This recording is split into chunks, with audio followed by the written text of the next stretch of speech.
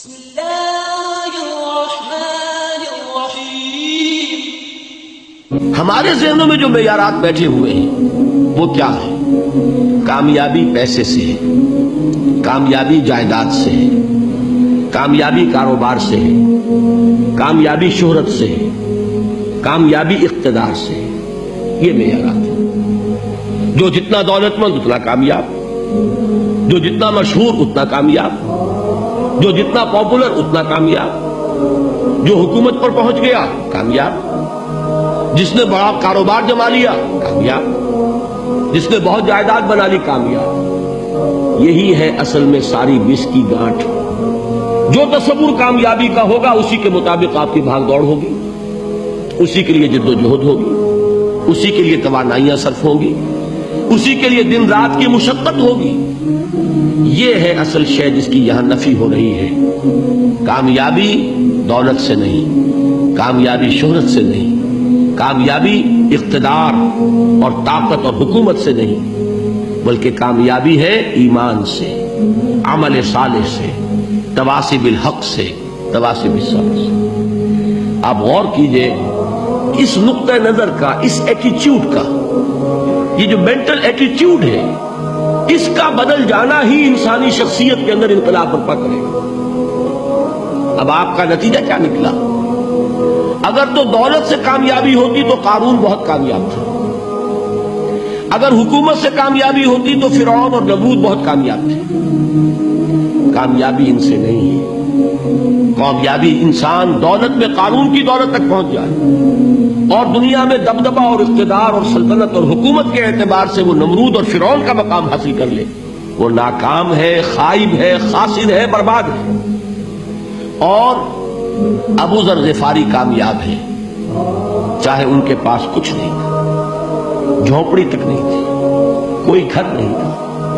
حضور نے فرمایا ہے اللہ کے کچھ بندے ایسے ہوتے ہیں جو کسی محفل میں جانا چاہیں تو انہیں اجازت نہ ملے، جو کہیں اگر رشتہ کرنا چاہیں کوئی ان سے رشتہ کرنے کو تیار نہ، کہیں کوئی سفارش کرنا چاہے تو ان کی کوئی بات ہی نہ سنے۔ لیکن اللہ کے ہاں ان کا وہ مقام ہے کہ اگر بھولے سے بھی کسی بات پر قسم کھا بیٹھتے ہیں تو اللہ ان کی قسم کی لاج رکھتا ہے۔ یہ ہے فرق، یہ جان لیجیے اچھی طرح۔ اس بات کا مان لینا آسان، اس پر سبحان اللہ کہنا آسان، لیکن اس کے مطابق آپ کے اپنے ذہن کا بدل جانا بہت مشکل، اس لیے کہ ہم متاثر ہوتے ہیں اپنے ماحول سے۔ وہ بڑا محل ہے، دیکھ کر ایک دفعہ جھجری آتی ہے، وہ بڑی سی 20 فٹ لمبی کار سناٹے کے ساتھ آپ کے پاس سے گزر گئی۔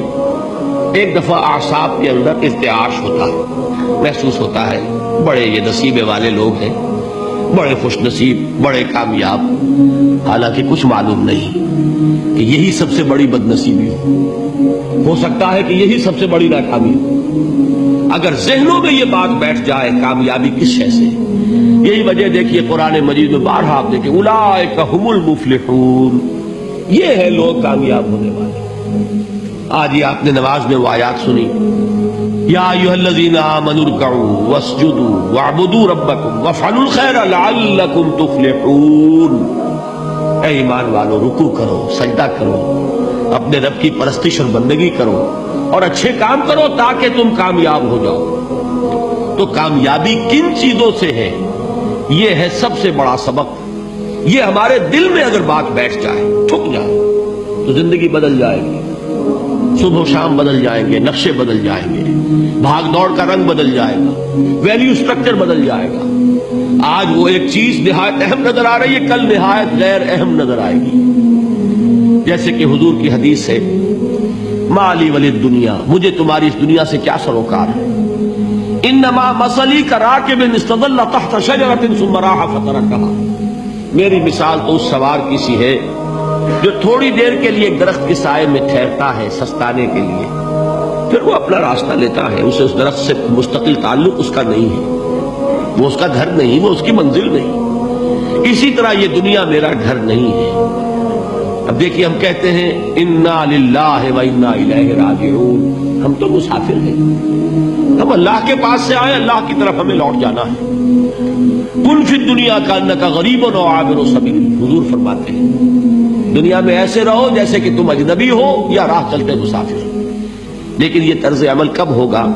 جبکہ یہ آیت ہمارے ذہنوں کے اندر بیٹھ گئی ہو، والعصر ان الانسان لفی خسر الا الذین آمنوا وعملوا الصالحات وتواصوا بالحق وتواصوا بالصبر۔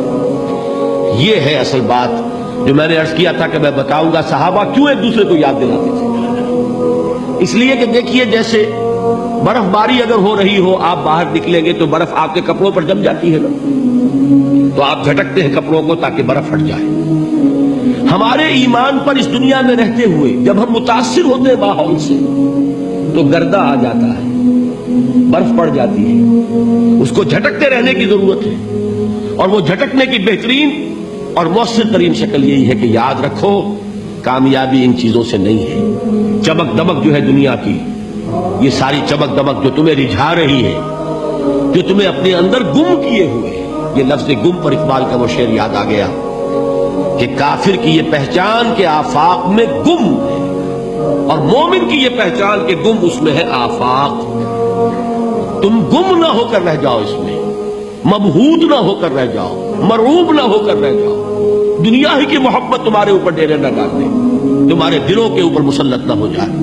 لہذا تازہ کرتے رہا کرو، والعصر ان الانسان لفی خسر الا الذین آمنوا وعملوا الصالحات وتواصوا بالحق وتواصوا بالصبر۔ پھر یاد کر لو، پھر تازہ کر لو اپنے اس یقین کو کہ کامیابی دولت سے نہیں، کامیابی ثروت سے نہیں، کامیابی اقتدار سے نہیں، کامیابی شہرت سے نہیں، کامیابی جائیداد سے نہیں، کامیابی ہے ایمان سے، کامیابی ہے عمل صالح سے، کامیابی ہے تواصی بالحق سے، کامیابی ہے تواصی بالصبر سے۔ یہ چار چیزیں ہیں کہ جو کامیابی کے لوازم